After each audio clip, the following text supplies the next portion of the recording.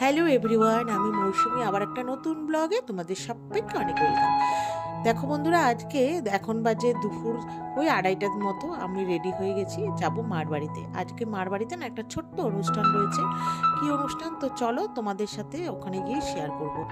আর মেয়ের রয়েছে পড়া, তো মেয়ে বইটই নিয়ে যাবে। তো দেখো চলে এসেছি মার বাড়িতে।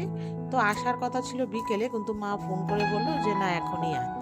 তো যাই হোক, আজকে মার বাড়িতে একটা আয়োজন করা হয়েছিল, ছোট্ট একটা বৈষ্ণব সভা। যারা যারা জানো না তারা একটু গুগলে সার্চ করে নেবে বৈষ্ণব সভা কি।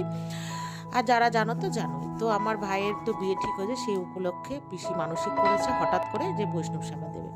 তো যাই হোক, সেই মতে আয়োজন করা হয়েছে। অঘ্রাণ মাসের ওই শেষ হওয়ার 2-3 দিন আগে মা বলল অঘ্রাণ মাসেই দিয়ে দিই। তো এখানে সব ঠাকুমা পিসি দিদারা, মানে যারা বৈষ্ণব আর ধর্ম আর কি আছে, মানে যারা বৈষ্ণব মতে আর কি, তারা এসে রান্না বান্না করছে। আর এছাড়া বাড়ির কেউ করতে পারবে না, ওনাদের রান্না ওনারাই করবে। তারপরে ওনাদের খাওয়া দাওয়া হলে আমরা খাবো। তো এখানে ওপর নিচ সব দু জায়গাতেই রান্না হচ্ছে। বিশেষ কেউ না, 3-4 জনকে বলা হয়েছে, ওনারা এসে করবে।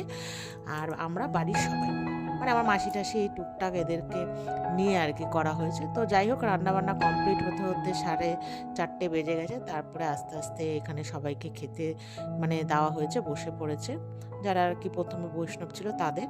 তো তারপরে হচ্ছে ওদের খাওয়া দাওয়া হলে তারপরে খাওয়া দাওয়া করব আমরা বাড়ির লোকরা।